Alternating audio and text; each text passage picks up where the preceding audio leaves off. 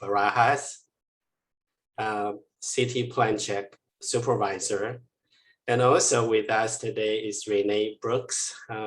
She's a city from City Planning Department. Before we start today's program, we just want to show our appreciation for today's program sponsor, AE Group, Mechanical Engineers. Thank you, AE Mechanical Engineers, for being our sponsors today. And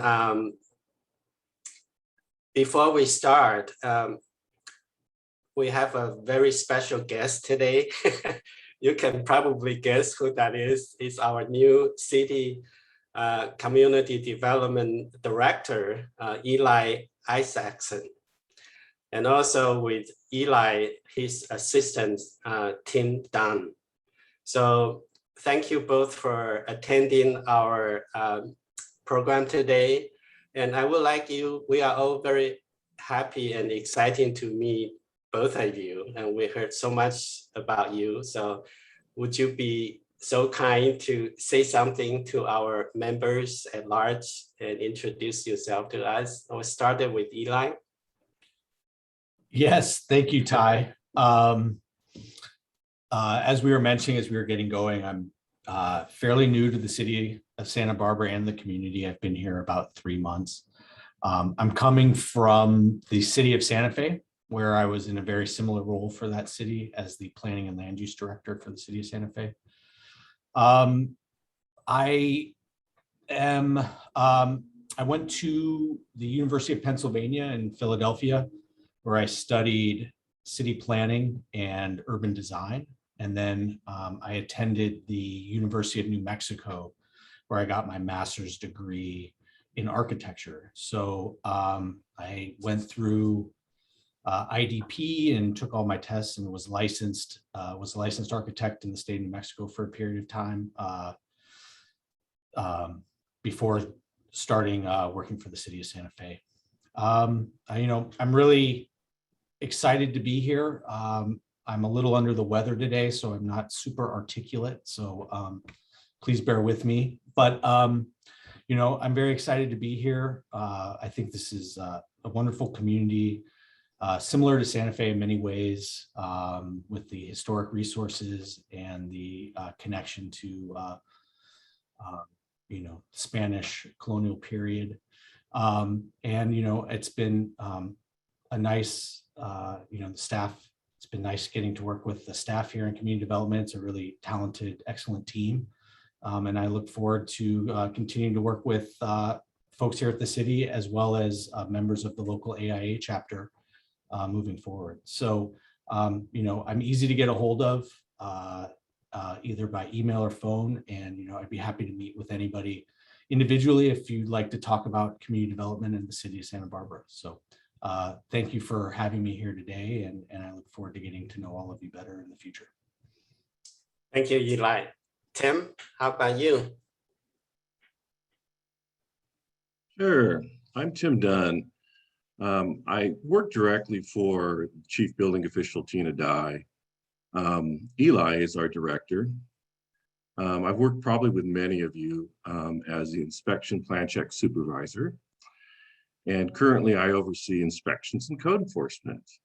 I have 23 years of having fun working in building and safety. I've worked at Ventura County, City of Thousand Oaks, Ventura City, and now the great city of Santa Barbara. And I want to let everybody know, I always tell the architects that when I talk to them, that architects are the doctors of buildings. And so I really appreciate it that what you do is you create structures and make it safe for everybody. And we're very lucky that the AIA is very strong in Santa Barbara. I think my email is on my name, is it not? Yeah. So that's an easy way to get a hold of me if you have any questions. Thank you very much. Okay, thank you, Tim. So just wondering, your role assisting Tina, is it the same role as Jose Barajas as a That is correct. supervisor? That is correct. Okay, all right, I got it. I'm sorry, I may have misunderstood in the beginning. That's why you're here today. So we can know you better. Okay, so thank you. So let's start with today's program. I want to recognize and thank our advocacy committee to make today's program possible. Our advocacy committee has played a very important role in our communities, has always proactive and seeking opportunities to work with the community and the city alike. And I would like to recognize the advocacy committee chair, Cass Ensberg. She's with us today. And Daddy Piker, he is here with us today, and also Alan Bilston. So I am going to hand over the time to the city building officials now so they can start the updates. So Tina, or was it Jose that gonna do the presentation? We are going to be sharing it, Ty. Okay. Have you been made presenter so that you can start the slideshow? Yeah, just bear with me. Let me know when you see my screen. Okay, thanks. Let me see here, make sure I get it right. And also Renee Brooke is going to provide some information after me and Jose present a few of the building and safety updates. Yeah, we can see it. Okay. So to carry through with the new personnel at the city, excuse me, other staffing changes are that we are recruiting currently for a senior plans examiner, Elizabeth Sorgman, who worked for the city for a very long time, has retired mid-October. So we have an open recruitment currently for that position. I believe it closes mid-December. So if anybody knows a qualified person that might be interested in the job, please let them know that recruitment is available or is going on currently. And we have also just closed a recruitment for a code compliance supervisor. And I'll explain a little bit more about that position in our next slide. And we are also going to be recruiting for another senior building inspector and senior plans examiner in early next year to fill vacant positions that we've had in building and safety for a couple of years now. So that would mean that we would be fully staffed, which is great news for us and great news for all of you. We are inundated right now and have less staff to get the work done within the timelines that we've established. So we're very excited to be able to fill all of our vacant positions, and maybe by April, May next year, we'll be fully staffed. And also in planning, there was a change to the ABR. And Renee, if you wouldn't mind just hopping on and if you want to talk a little bit about that. Sure, very quickly. Thank you. Very recent change coming up. In fact, as of yesterday, really. Christina McGuire is moving on and taking a job with the city of Goleta. So Will Russell will be transitioning into the staff position supporting the ABR. He had worked on sign committee. He's been working on zoning matters and other things. And so you'll be seeing a new face there starting at the next ABR meeting. Great, thanks, Renee. So I mentioned on the previous slide that we just closed a recruitment for a code enforcement supervisor position.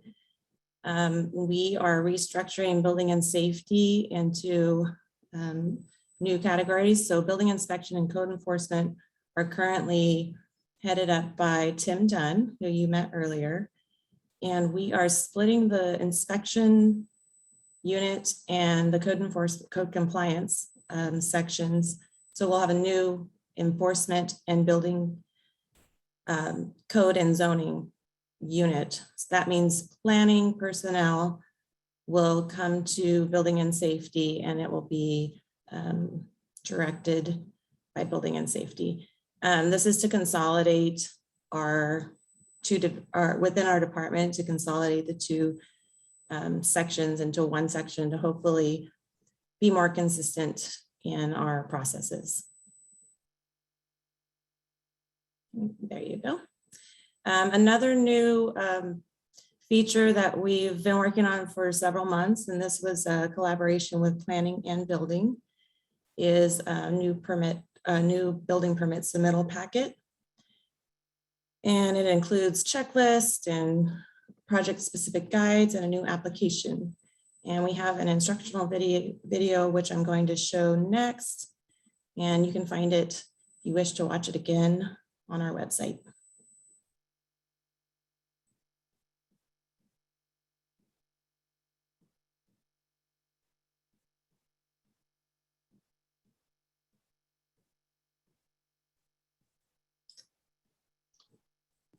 Okay, I don't hear the sound coming through.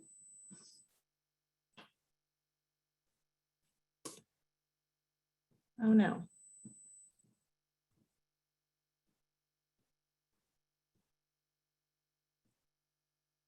Is there a way we can go directly to the website, Jose? This is supposed to be the video with sound. I'm so sorry. That's okay. I hear it on my end. Let me get to that link directly. Just bear with me. I think it's just a way that the audio is playing through Jose's computer. It's focused on speaker microphone and not the computer audio.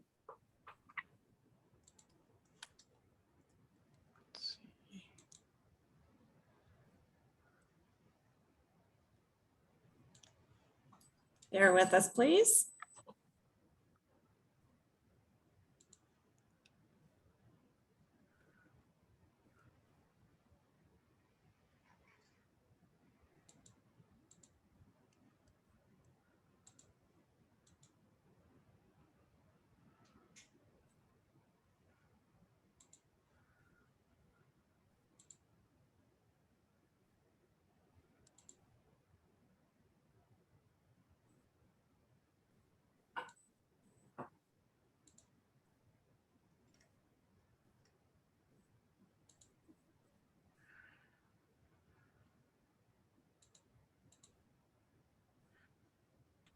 Okay, so let's see if this will play.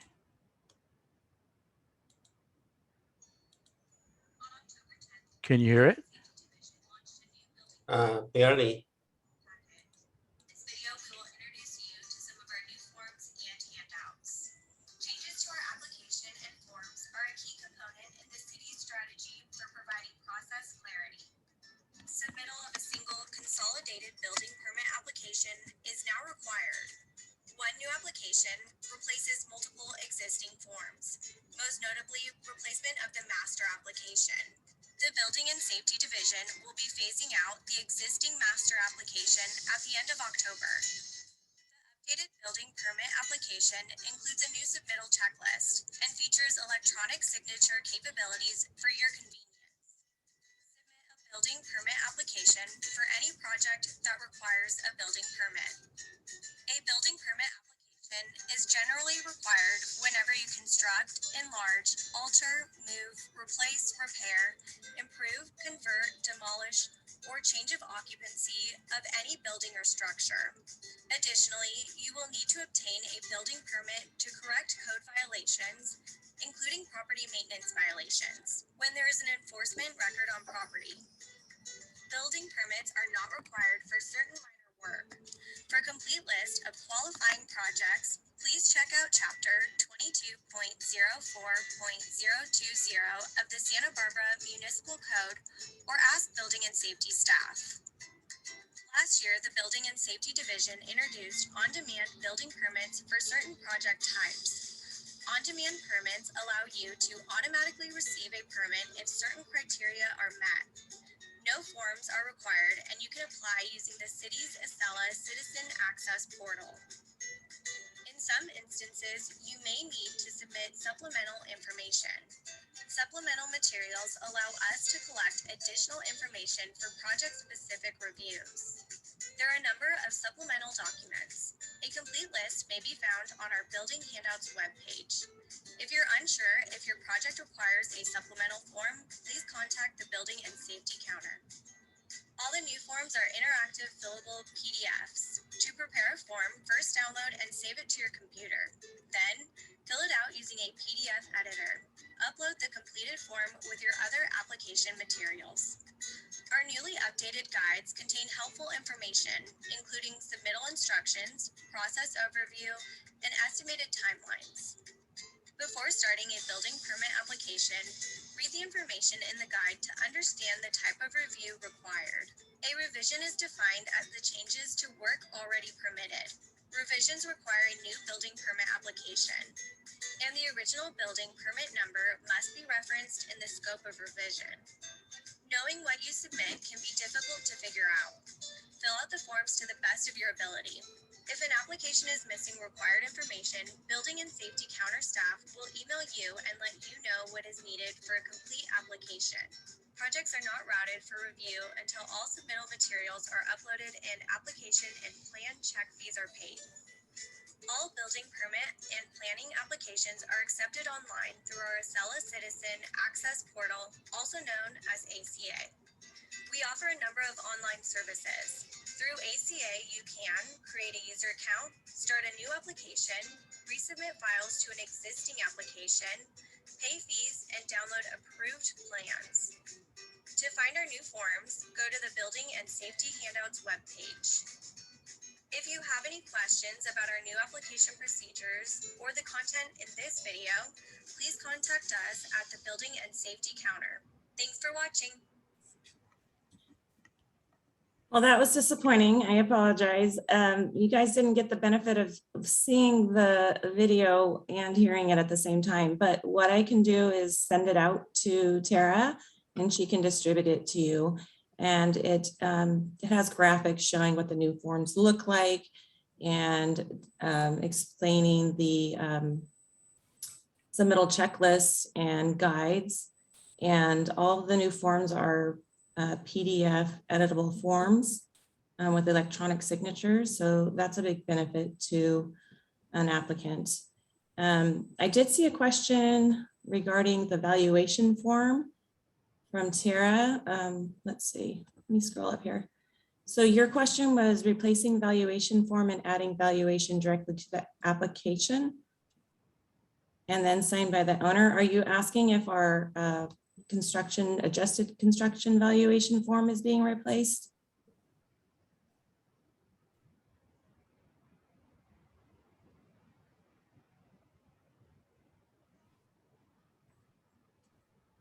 Ida, are you here? Please free yourself. You can talk. Okay, I think we'll catch her later. Okay. We'll go ahead and move on to the slide. And again, I apologize for this technical difficulty. We'll get this out to you. We'll send you a link. Thank you. And Jose, can we move to the next slide?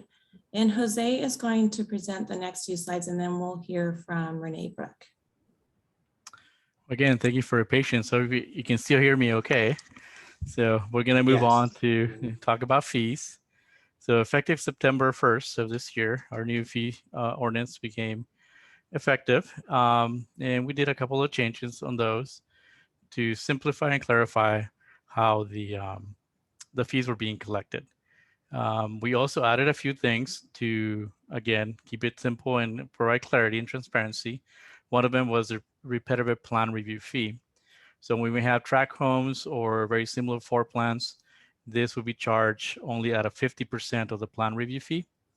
And then the inspection fees would still be charged at a full rate since those services will still be provided. Remodel for R3s, we clarify those on our fee schedule, as well as for new R3s. We had a base for R3s prior, and it was 1,000 square foot single family dwelling. And that had a base from the previous fee schedule of $18,000 roughly. So we were finding out is some of the smaller ADUs were not being proportionally charged. So, we made that change to be more in line with those. Another thing that we are now doing, and I'm going to go on to the next slide and explain this collection of full plan review at the time of submittal, is when you upload to ACA, that then gets sent to our permit techs. They would triage for completeness. And at that point, they will assess the the plan check fee. And you will be receiving a link to pay that plan check fee. And that plan check fee would need to be paid prior to the first review.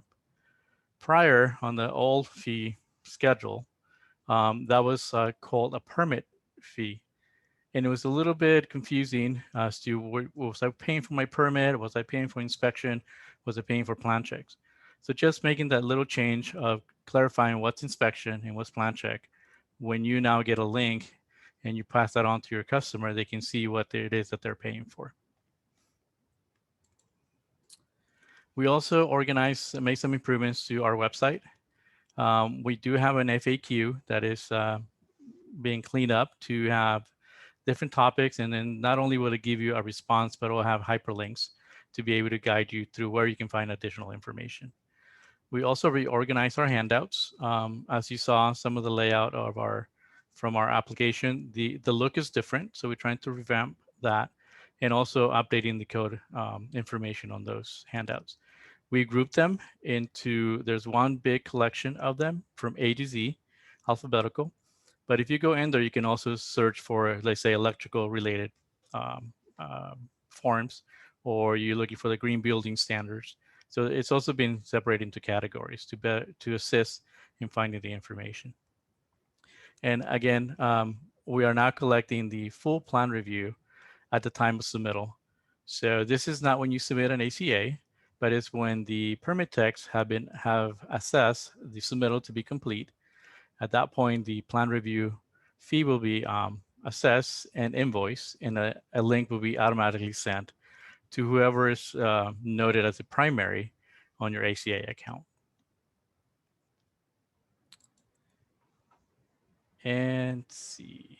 And Jose, would you speak a little bit about the current process for application fee and the plan to remove that? Yes. So right now, when you submit through ACA, you're being charged an application fee at the end of that process, right before you submit. That application fee varies. It could be $100, it could be $500, it could be up to $3,000, depending on the valuation of that project. What we're working on is removing that fee. It'll simplify your submittal. You don't have to worry about paying that. It also simplify when you get your invoice, because right now when you pay for your application fee, we then have to put in a negative number to credit that back to you. So we're going to be eliminating the application fee, and in lieu, you will be paying your plan check fee, as I described earlier, once the project has been assessed as being a complete submittal.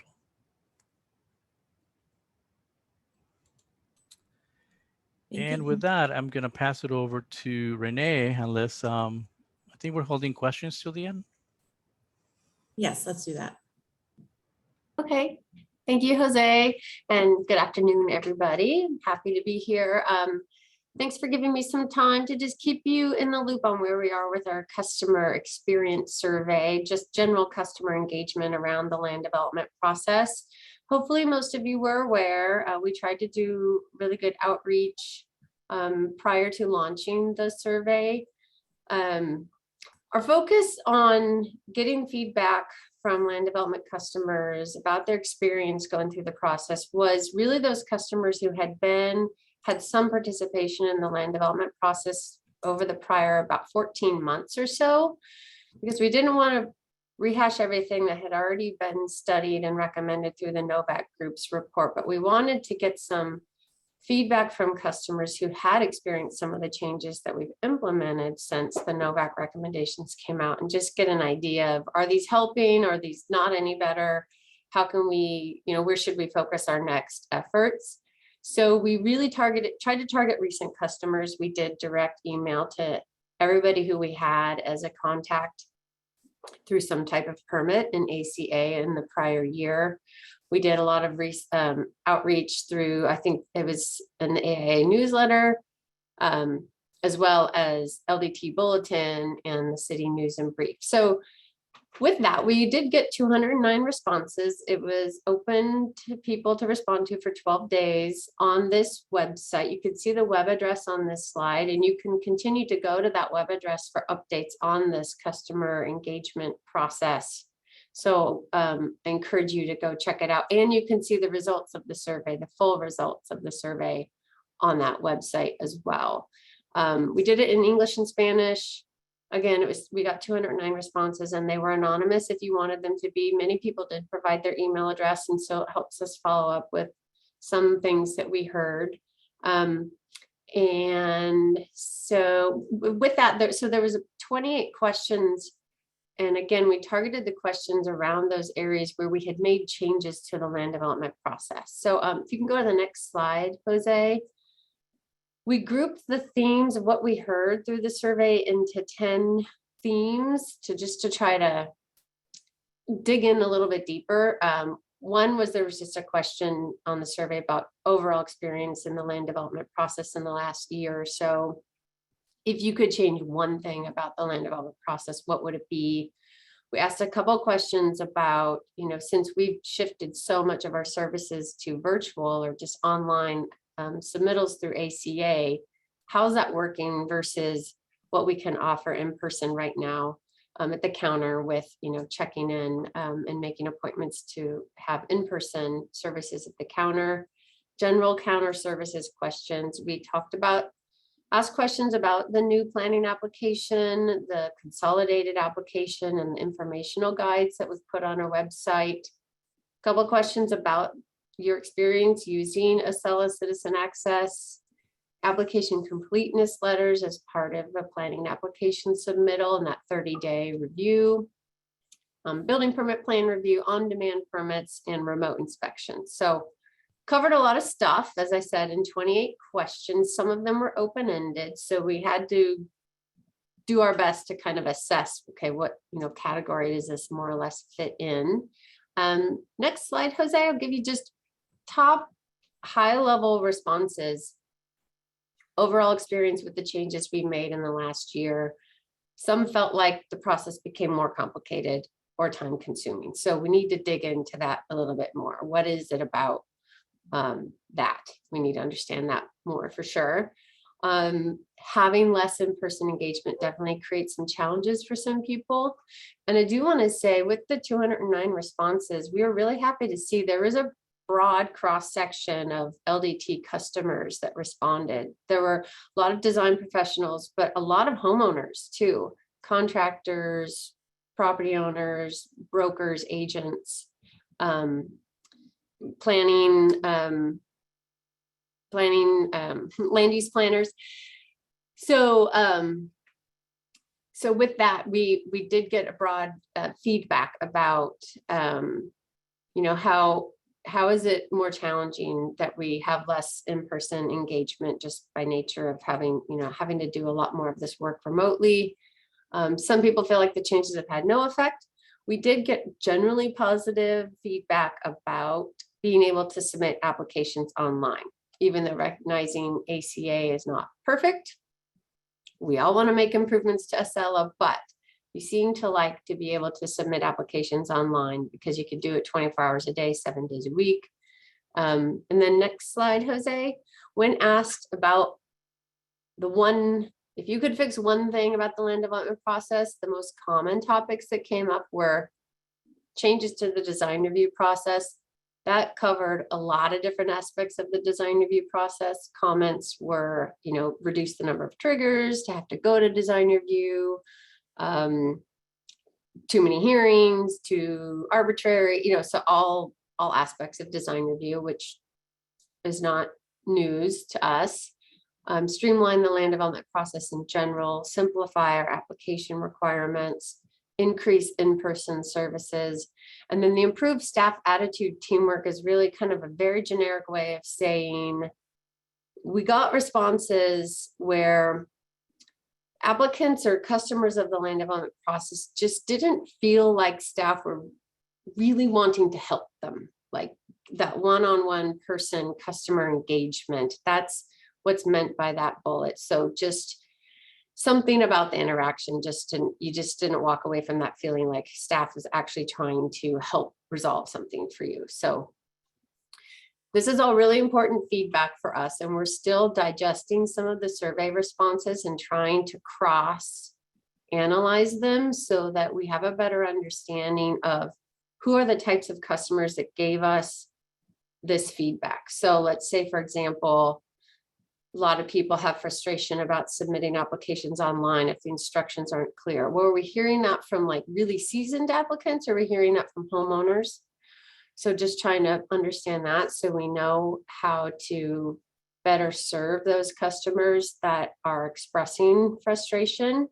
And then the last slide here, Jose, if you could switch, is so we're continuing to do that next level analysis so we understand better how we need to take in this feedback. Then we're trying to develop some small focus group discussions around certain topics. So we're pulling out maybe 5 or 6 topics from the survey that really would be better served having a conversation with people. So this was one way to get information. It was one-way communication. We asked you questions, you gave us your feedback, but we couldn't have a conversation about it. So we want to have some small group conversations about some of these topics for land development improvements. And then we also want to talk to ourselves. And I said this to the Land Development Team Oversight Committee. There's a lot about the process that staff is not happy with either. And so we also can try to improve some of the services. But we first wanted to hear from our customers, and particularly around counter services, because those have changed wildly since moving to online application submittal.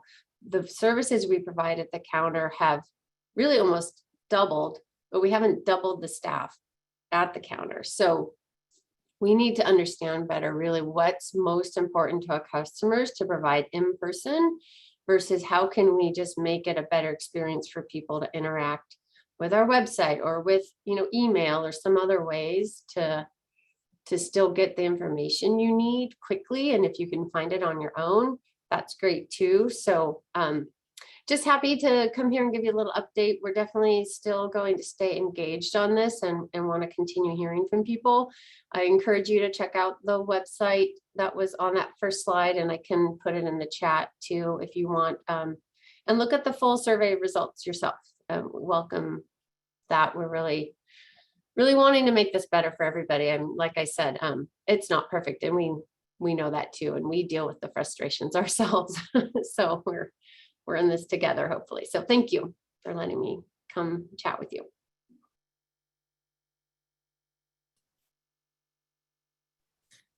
Thanks, Renee. So Ty, that's the end of our presentation for today. We can go ahead and open it up for questions if you would like to do that. Okay. I don't see any questions in chat. There was a question from Ida, and her question was, the new building permit application has a box for valuation. And so if I'm understanding your question, Ida, you're asking if this is going to replace our valuation form that's used during plan review. And it's not replacing it at this time.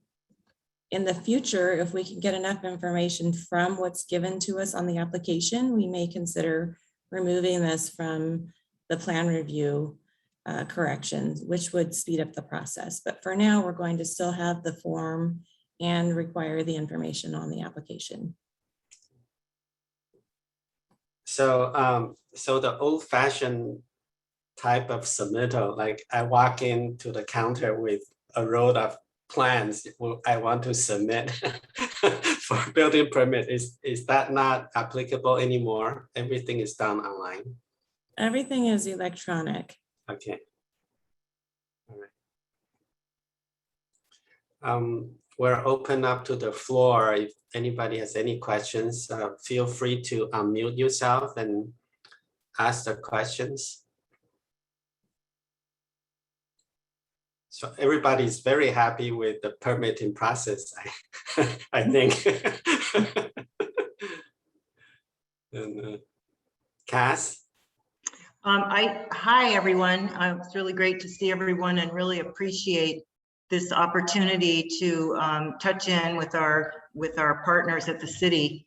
And I just put in the chat, I just wanted to thank everyone and Renee for that explanation about the survey. And I think that's really excellent. And you know, obviously the work that we do is often very complicated. So it really needs, you know, collaboration between us to get the best possible product and outcome for our community. So I just wanted to say thank you and, you know, encourage us to continue, you know, discussions and, you know, maybe we can set up something more regular.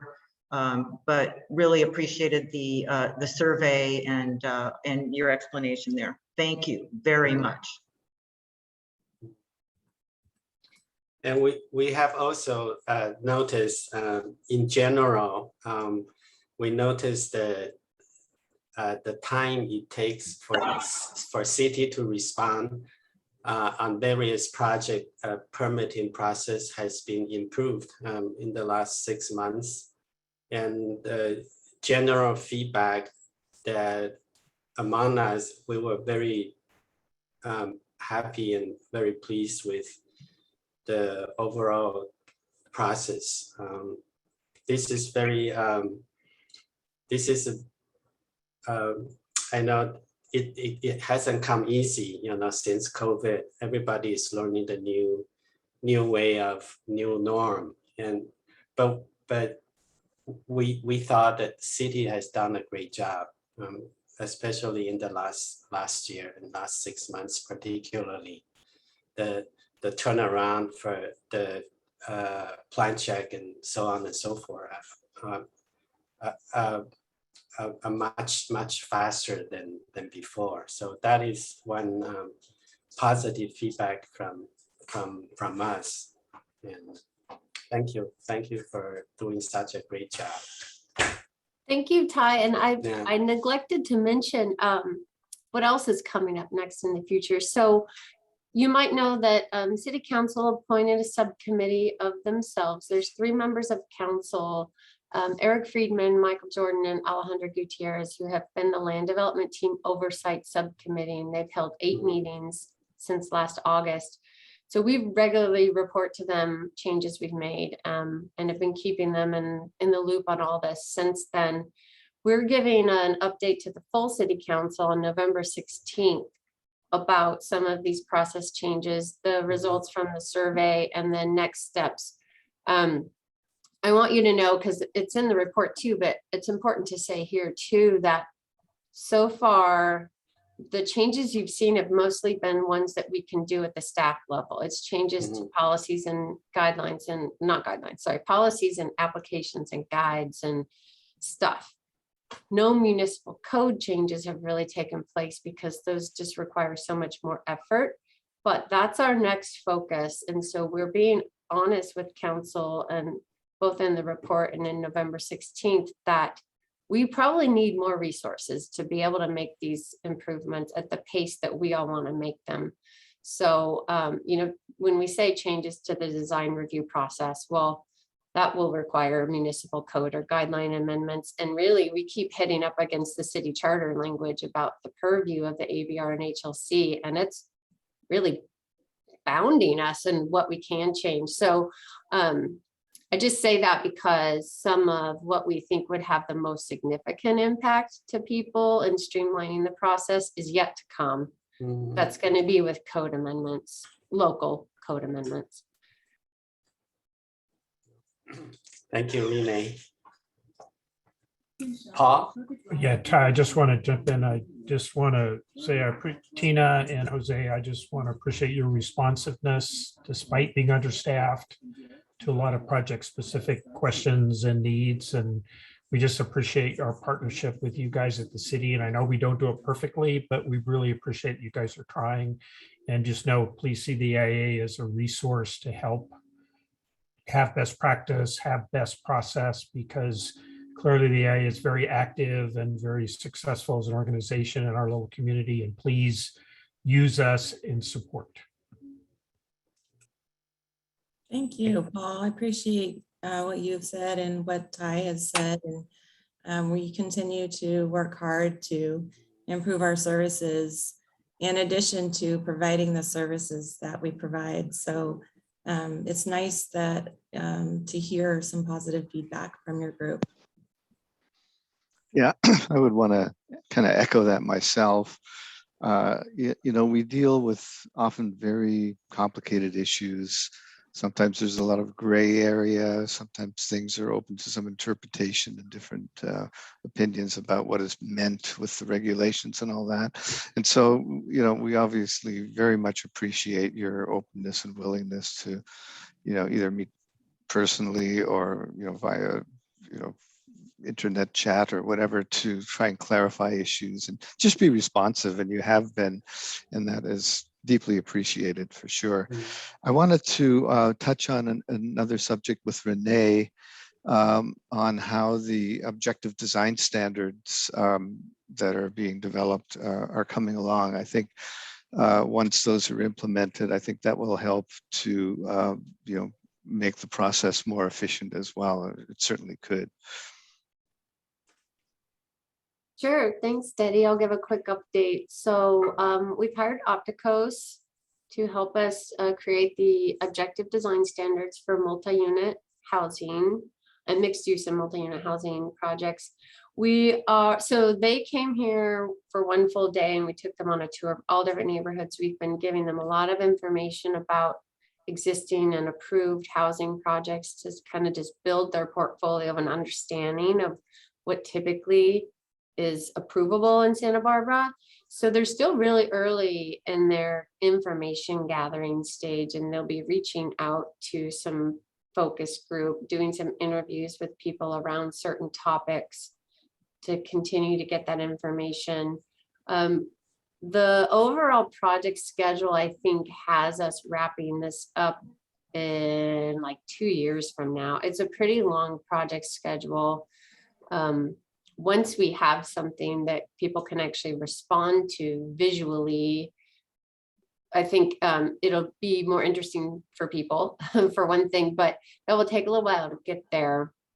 But I appreciate that. You're right. That will, the intent, and as we've seen through state law, the intent of our legislators is to make this process more objective and less arbitrary and more predictable. And so we're hopeful that that would help going forward once those are adopted.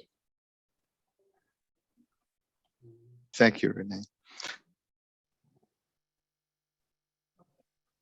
Okay, I saw another question raised in the chat. Stephen Nunn wanted to know the holiday hours for the city. It says on the website is you're closing on the 24th and the 31st. Is that updated or is it changing? Good question. So we'll be closing again between the 24th and the 31st, and maybe the city calendar is not quite up to date. So I appreciate letting us know that. I don't remember the exact time of day. We will be turning off ACA while we're closed, since we won't have anybody to be reviewing the applications and moving them along through the process. But I don't have the exact hours. I don't know if Jose or Tina know about the turning on and turning off and turning on time of ACA yet. Okay. I'm not sure we do have that time established yet, but once we do, we can send that information to you. All right. And there's another question from Stephen. Can you clarify the change mentioned at the beginning regarding planning and building and safety? I do not quite understand this question specifically. I think he's referring to the restructure of Okay. code compliance. Mhm. So currently we have code compliance through building and safety, and then a separate section in zoning. And we are combining both of those sections Mhm. into building and safety so that we have one code compliance within our department. There are several compliments to the city staff and building officials, and let's keep the conversation going, which I think we will. We have such great working relationships, and next year we will probably have another gathering like this just to update with each other and see what AIA SB can be of assistance in any which way. So I think May I that, ask? yes, go ahead. May I ask a quick question? This is Ellen Bildston.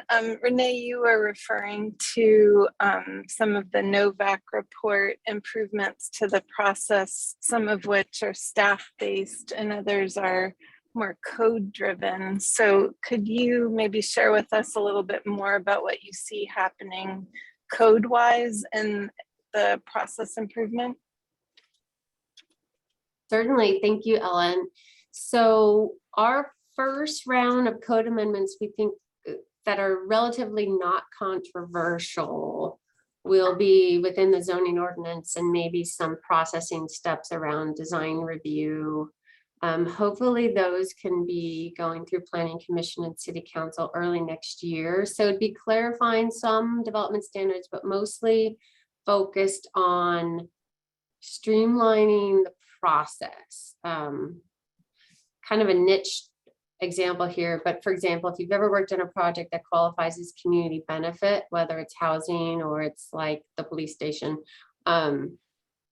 there's kind of some multiple steps. You have to even go to multiple hearings sometimes to take advantage of the benefits that are inherent in a community benefit project. We want to try to streamline that and reduce the number of hearings and make that more objective. So that's our first round of code amendments. Then at the same time, we are talking internally about, ultimately we'll be talking about reducing the number of design review triggers just because it's unsustainable for us, particularly at SFDB. We just have too many projects coming in, going to the single family design board. Really need to narrow down the scope of projects that go to that board. But if you were here around in the mid 2000s, you know how long it took in the community conversation to update the neighborhood preservation ordinance and create the single family design board separate from the ABR. So it's not going to be a fast fix. There will be many people on the other side of the argument who think that more should go to review. So, but that would be like in the next year, I would see, Ellen, stuff like that being proposed through public hearings and public discussion. I'm trying to think about some others that require code amendments, some things around public noticing. Just generally trying to reduce the number of hearings, reducing the number of appealable actions for projects. So that if you have a project that needs staff hearing officer, planning commission, and design review, you know, project design approval and final approval design review, like let's try to get those combined in one action if we can't, just trying to overall just reduce that for everybody.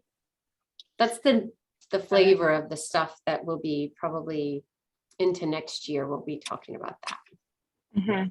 And you're saying those things would be codified. It's not just a matter of practice, but it'll say something like you can't have more than 3 hearings on a given project or something along those lines. Something, I'm not sure if that would be in the code, but just hopefully through reducing the number of actions that a design review body needs to take. It will Mhm. either hopefully reduce the number of hearings, but certainly want to come out at the end of the day with less opportunities for appeal. Mhm. of Okay. projects.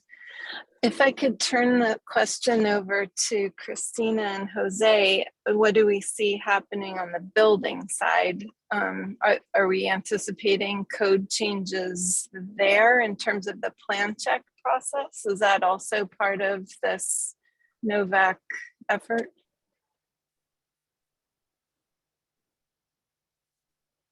Hey, Ellen, thank you. Code changes as a part of the plan check process. I'm not really sure I understand that. We do anticipate making some modifications to our local amendments with the code updates in the next code cycle. But I'm not sure that that answers your question. Are you specifically asking about plan check corrections being different based on code amendments? I was just curious, based on what Renee said earlier, that there were some aspects of responding to the NOVAC report that are like staff-driven things and other things that are code-driven. And I was curious if there was anything on the building side that was related to that. Okay. It sounds like maybe understand. not. Maybe it's more just practice. Policy changes for sure, interpretation changes. There are some staffing changes. One of those changes was to our inspection unit, and that was to fill all of our vacant positions. So I mentioned earlier in February of 2022, we'll be recruiting for our vacant senior building inspector / ADA specialist. So that was as a result of our NOVAC process improvements. Got it. Thank you. Paul? Yeah, Tina, I was just going to suggest that if staff would look at potentially suggesting the city council they adopt appendix J of the residential code for existing buildings. That would help a lot of residential projects do repair work and small alterations more easily under the code. I was surprised the city council didn't adopt it. So if you guys could look at that and see if you might recommend that. Absolutely, that's a good suggestion. We had a project recently that was damaged due to a fire and could have really benefited from us having amended those appendixes.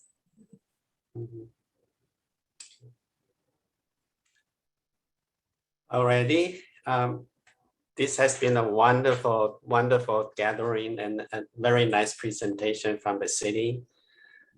We can always go to city website to play that application process in our own computer. I don't see any other questions coming in, and we're gonna adjourn the meeting now, and really thank city building officials today to spend time with us, and we feel very good, very comfortable going forward, and when we have the clear directions. And thank you so very much. Tara, you want to say something, or okay? So well, have a good afternoon and a good rest of the week. We will be seeing you soon. Thank you, guys. everyone. Thanks for the time. Thank you. Thank you. Bye-bye. Otherwise, it's something where it's Thank you.